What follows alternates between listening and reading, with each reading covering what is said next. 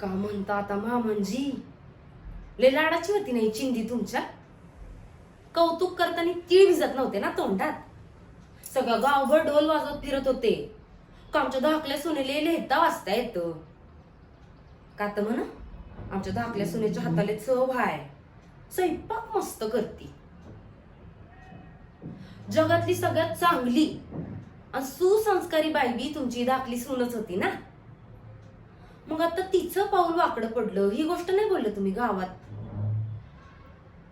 का? ते तुम्हालाच मालूमच नव्हतं. आमची चिंदी आवजाव करते, मान ठेवते. मग आता का झालं? त्याच चिंदीनं चांगलाच मान ठेवला तुमचा. तुमचं नवऱ्याचं सपकाळ घराण्याचं चांगलंच नाव काढलं. कुठं आहेत कुठं मामनजी?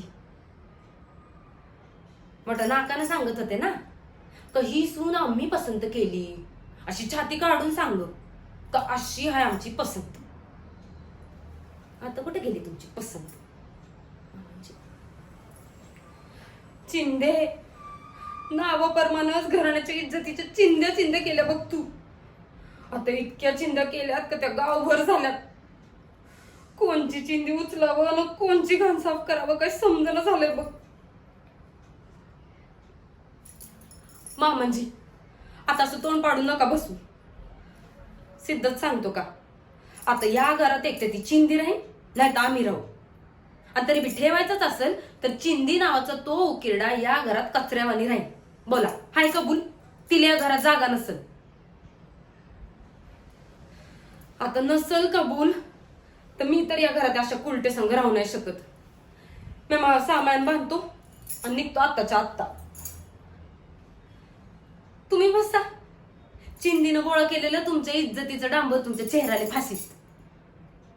कारण तिनं जे शेण खाल्लंय ना ते या घराला शोभणार नाही. सपकाळांच्या नावाला असा काळीमा फासलाय तिनं का मोरचे 7 जन्म जरी तुम्ही तोंड पुसत राहिले ना तरी बी हे काळं पुसलं जाणार नाही. जगणं हराम झालंय बघा मामनजी. तुम्ही एकतर तिला तर जहर द्या नाही तर आम्हाला तर जहर द्या. आम्ही तर बी सुटू एकदाचे. चांगली सून झाले 4 अक्षर वाचताच यायला पाहिजे हे काय गरजेचं नाही.